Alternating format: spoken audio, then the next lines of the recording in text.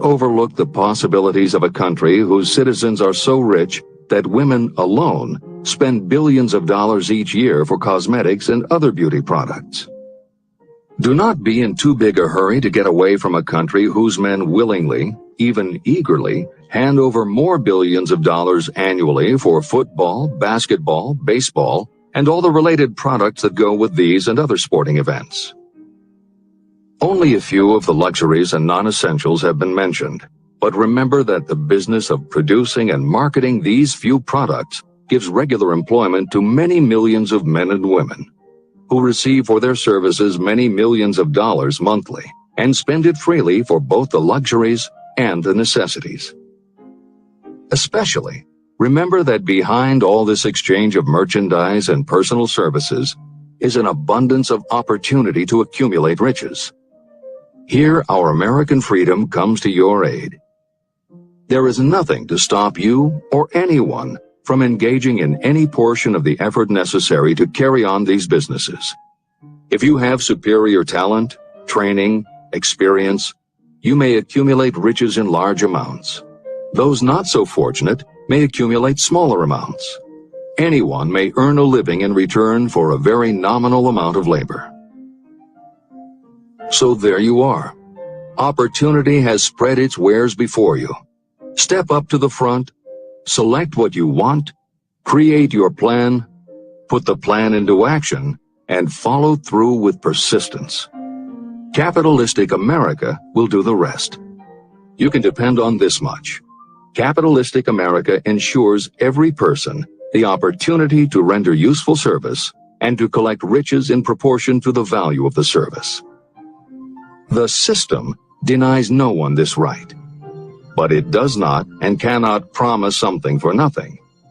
The system itself is irrevocably controlled by the law of economics, which neither recognizes nor tolerates for long getting without giving.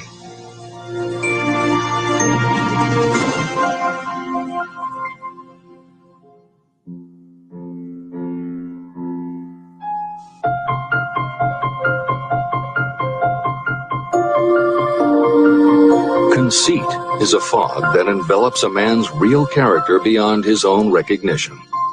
It weakens his native ability and strengthens all his inconsistencies. Chapter 9. Decision. The mastery of procrastination. The seventh step toward riches. Analysis of over 25,000 men and women who had experienced failure reveals that lack of decision was near the head of the list of the 31 major causes of failure. Procrastination, the opposite of decision, is a common enemy which practically every person must conquer. You will have an opportunity to test your capacity to reach quick and definite decisions when you finish reading this book and begin to put the principles into action.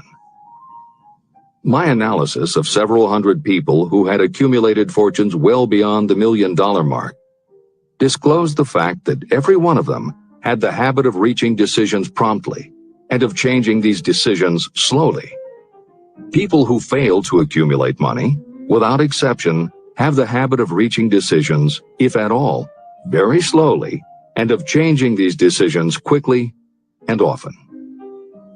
One of Henry Ford's most outstanding qualities was his habit of reaching decisions quickly and definitely and changing them slowly. This quality was so pronounced in Mr. Ford that it gave him the reputation of being obstinate. It was this quality that prompted Mr. Ford to continue to manufacture his famous Model T, the world's ugliest car, when all of his advisors and many of the purchasers of the car were urging him to change it. Perhaps Mr. Ford delayed too long in making the change, but the other side of the story is that Mr. Ford's firmness of decision yielded a huge fortune before the change in model became necessary. Some say that Mr. Ford's definiteness of decision was just obstinacy, but even this quality is preferable to slowness in reaching decisions and quickness in changing them. Editor's comments. Henry Ford's consistency extended also to the color of the Model T, 15 million of which in 19 years of production from 1908 to 1927 were made only in black and with little change in the design. Shortly after its introduction, Napoleon Hill met with Ford to talk about the principles of success. According to Hill, in Michael Ritt's biography of Napoleon Hill, A Lifetime of Riches, Henry Ford was cold, indifferent, unenthusiastic, and spoke only when forced to, unless he was talking about his car. Early on, few people other than Carnegie could foresee the success Ford would achieve, which Hill later attributed to Ford's self-control and concentrated effort. At Hill's first meeting with him in 1911, Ford was interested only in talking about the Model T. After Ford took him for a spin around the factory, Hill bought one for $680. This is the end of the editor's comments. Making your own decisions. The majority of people who fail to accumulate the money they need are generally easily influenced by the opinions of others. They permit gossip, rumors, other people's opinions, and the news reporters to do their thinking for them. Opinions are the cheapest commodities on earth. Everyone has a flock of opinions they are ready to tell anyone who will listen. If you are too influenced by other people's opinions when you reach decisions, you will not succeed in any undertaking, much less in that of transmuting your own desire into money. If you are influenced by the opinions of others, you will have no desire of your own. Keep your own counsel. Rely on yourself to reach your own decisions when you begin to put these principles into practice, and follow through on your decisions.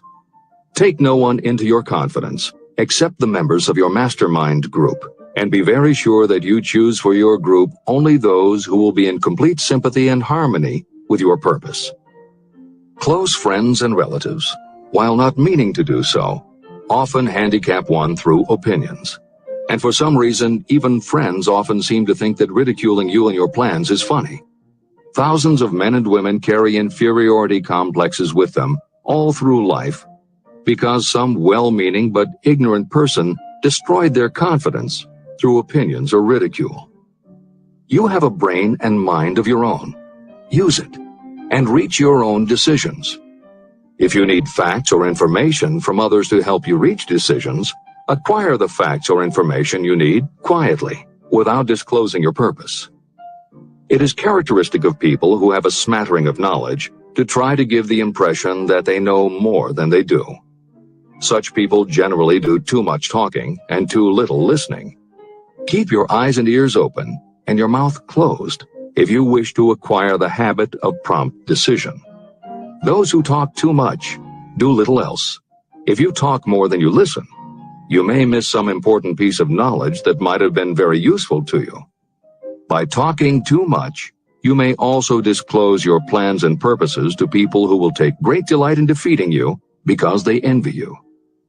Remember, every time you open your mouth in the presence of a person who really has knowledge, you tip your hand and show that person your exact stock of knowledge, or you tip your hand to your lack of it. The mark of genuine wisdom is modesty and silence. Keep in mind that every person is, like you, seeking the opportunity to accumulate money. If you talk about your plans too freely, you may be surprised when you learn that some other person has beat you to it by using the plans you bragged about. Let one of your first decisions be to keep a closed mouth and open ears and eyes. As a reminder to yourself, copy the following epigram in large letters and place it where you will see it daily. Tell the world what you intend to do, but first, show it.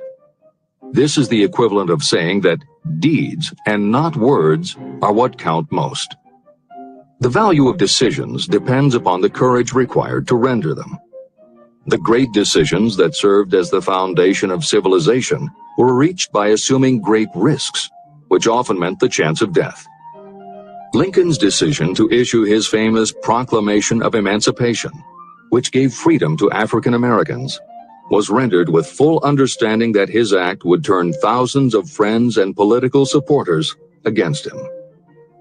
When the rulers of Athens gave Socrates the choice of disclaiming his teachings or being sentenced to death, Socrates' decision to drink the cup of poison, rather than compromise in his personal belief, was a decision of courage. It turned time ahead 1,000 years and gave to people then unborn the right to freedom of thought and of speech. 56. Who risked the gallows? The greatest decision of all time, as far as any American citizen is concerned, was reached in Philadelphia on July 4, 1776, when 56 men signed their names to a document that they well knew would bring freedom to all Americans, or leave every one of the 56 hanging from a gallows. You have heard of this famous document, the Declaration of Independence.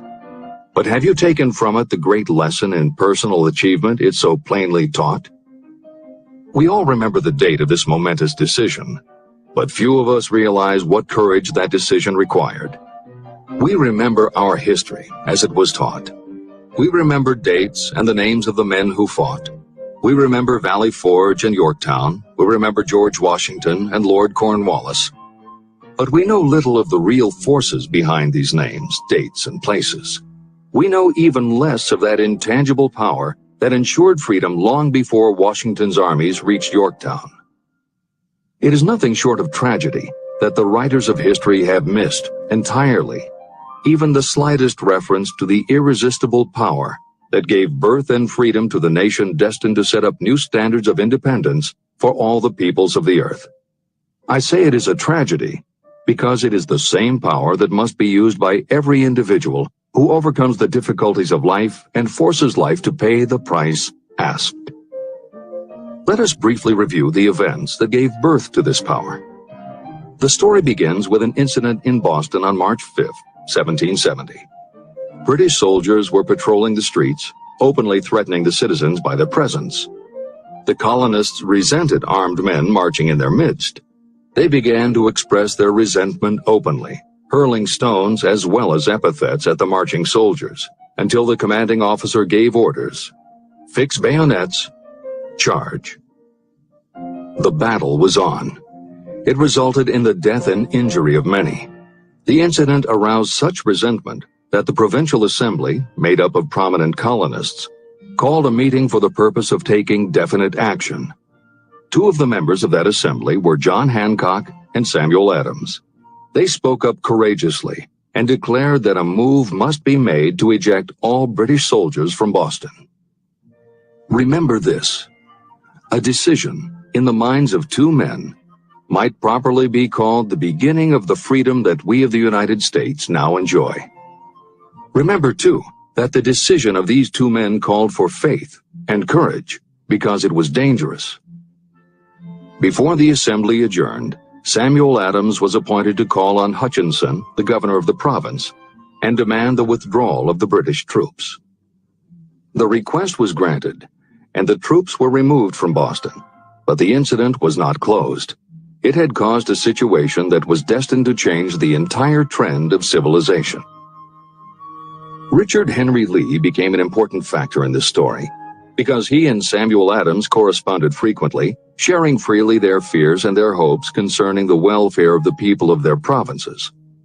From this practice, Adams conceived the idea that a mutual exchange of letters between the 13 colonies might help to bring about the coordination of efforts so badly needed in connection with the solution of their problems. In March of 1772, 2 years after the clash with the soldiers in Boston, Adams presented this idea to the Assembly. He made a motion that a correspondence committee be established among the colonies, with definitely appointed correspondents in each colony, for the purpose of friendly cooperation for the betterment of the colonies of British America. It was the beginning of the organization of the far-flung power destined to give freedom to you and to me. A mastermind group had already been organized. It consisted of Adams, Lee, and Hancock. The Committee of Correspondence was organized. The citizens of the colonies had been waging disorganized warfare against the British soldiers through incidents similar to the Boston riot, but nothing of benefit had been accomplished. Their individual grievances had not been consolidated under one mastermind. No group of individuals had put their hearts, minds, souls, and bodies together in one definite decision to settle their difficulty with the British once and for all. Until Adams, Hancock and Lee got together. Meanwhile, the British were not idle. They too were doing some planning and masterminding, and they had the advantage of having behind them money and organized soldiery. A decision that changed history. The Crown appointed Gage to supplant Hutchinson as the governor of Massachusetts. One of the new governor's first acts was to send a messenger to call on Samuel Adams for the purpose of endeavoring to stop his opposition by fear. You will best understand the spirit of what happened from this quotation of the conversation between Colonel Fenton, the messenger sent by Gage, and Adams. Colonel Fenton: I have been authorized by Governor Gage to assure you, Mr. Adams, that the governor has been empowered to confer upon you such benefits as would be satisfactory, an obvious endeavor to win Adams by promise of bribing him, upon the condition that you engage to cease in your opposition to the measures of the government. It is the governor's advice to you, sir, not to incur the further displeasure of His Majesty. Your conduct has been such as makes you liable to penalties of an act of Henry VIII, by which persons can be sent to England for trial for treason or misprision of treason at the discretion of a governor of a province. But by changing your political course, you will not only receive great personal advantages, but you will make your peace with the king. Samuel Adams had the choice of two decisions. He could cease his opposition and receive personal bribes, or he could continue and run the risk of being hanged. Clearly, the time had come when Adams was forced to reach, instantly, a decision that could have cost his life. Adams insisted upon Colonel Fenton's word of honor that the colonel would deliver to the governor the answer exactly as Adams would give it to him. Adams' answer: Then you may tell Governor Gage that I trust I have long since made my peace with the King of Kings. No personal consideration shall induce me to abandon the righteous cause of my country. And tell Governor Gage it is the advice of Samuel Adams to him no longer to insult the feelings of an exasperated people. When Governor Gage received Adams' caustic reply, he flew into a rage and issued a proclamation that read, I do hereby, in His Majesty's name, offer and promise His most gracious pardon to all persons who shall forthwith lay down their arms and return to the duties of peaceable subjects, excepting only from the benefit of such pardon Samuel Adams and John Hancock, whose offenses are of too flagitious a nature to admit of any other consideration but that of condign punishment. Adams and Hancock were on the spot. The threat of the irate governor forced the two men to reach another decision, equally as dangerous. They hurriedly called a secret meeting of their staunchest followers. After the meeting had been called to order, Adams locked the door, placed the key in his pocket, and informed all present that it was imperative that a Congress of the colonists be organized, and that no man should leave the room until the decision for such a Congress had been reached. Great excitement followed. Some weighed the possible consequences of such radicalism. Some expressed grave doubt as to the wisdom of so definite a decision in defiance of the Crown. Locked in that room were two men immune to fear, blind to the possibility of failure, Hancock and Adams. Through the influence of their minds, the others were induced to agree that, through the Correspondence Committee, arrangement should be made for a meeting of the First Continental Congress to be held in Philadelphia, September 5th, 1774. Remember this date. It is more important than July 4th, 1776. If there had been no decision to hold a Continental Congress, there could have been no signing of the Declaration of Independence. Before the first meeting of the new Congress, another leader, in a different section of the country, was deep in the throes of publishing a summary view of the rights of British America. He was Thomas Jefferson, of the province of Virginia, whose relationship to Lord Dunmore, representative of the Crown in Virginia, was as strained as that of Hancock's and Adams with their governor. Shortly after his famous Summary of Rights was published, Jefferson was informed that he was subject to prosecution for high treason against His Majesty's government. Inspired by the threat, one of Jefferson's colleagues, Patrick Henry, boldly spoke his mind, concluding his remarks with a sentence that shall remain forever a classic. "If this be treason, then make the most of it."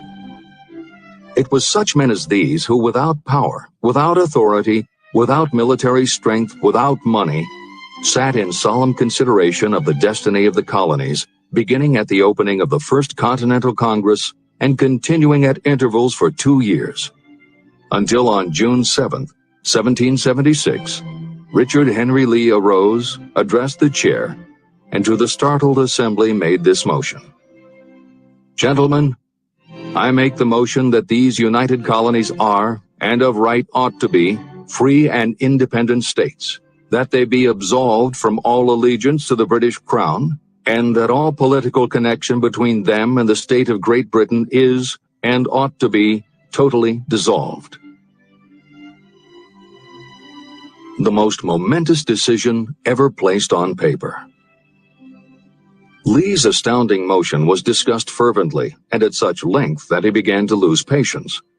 Finally, after days of argument, he again took the floor and declared in a clear, firm voice, "Mr. President, we have discussed this issue for days. It is the only course for us to follow. Why then, sir, do we longer delay? Why still deliberate? Let this happy day give birth to an American republic. Let her arise, not to devastate and to conquer, but to reestablish the reign of peace and of law." Before his motion was finally voted upon, Lee was called back to Virginia because of serious family illness. But before leaving, he placed his cause in the hands of his friend, Thomas Jefferson, who promised to fight until favorable action was taken.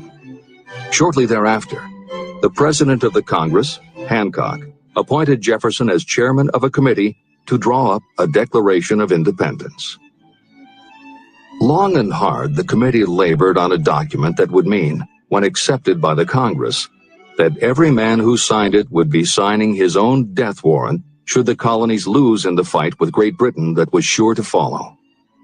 The document was drawn, and on June 28th, the original draft was read before the Congress. For several days it was discussed, altered, and made ready. On July 4th, 1776, Thomas Jefferson stood before the Assembly and fearlessly read the most momentous decision ever placed on paper. When in the course of human events it becomes necessary for one people to dissolve the political bands which have connected them with another, and to assume among the powers of the earth the separate and equal station to which the laws of nature and of nature's God entitled them, a decent respect to the opinions of mankind requires that they should declare the causes which impel them to the separation. When Jefferson finished, the document was voted upon, accepted, and signed by the 56 men, every one staking his own life upon his decision to write his name. By that decision came into existence a nation destined to bring to mankind forever the privilege of making decisions. Analyze the events that led to the Declaration of Independence, and be convinced that this nation, which now holds a position of commanding respect and power among all nations of the world, was born of a decision created by a mastermind consisting of 56 men. Note well the fact that it was their decision that ensured the success of Washington's armies, because the spirit of that decision was in the heart of every soldier who fought with him, and served as a spiritual power which recognizes no such thing as failure. Note also, with great personal benefit, that the power that gave this nation its freedom is the same power that must be used by every individual who becomes self-determining. This power is made up of the principles described in this book. It will not be difficult to detect in the story of the Declaration of Independence at least 6 of these principles: desire, decision, faith, persistence, the mastermind, and organized planning. Know what you want, and you will generally get it. Throughout this philosophy, you will find the suggestion that thought, backed by strong desire, will transmute itself into its physical equivalent. The story of the founding of America and the story of the organization of the United States Steel Corporation are perfect examples of the method by which thought makes this astounding transformation. In your search for the secret of the method, do not look for a miracle, because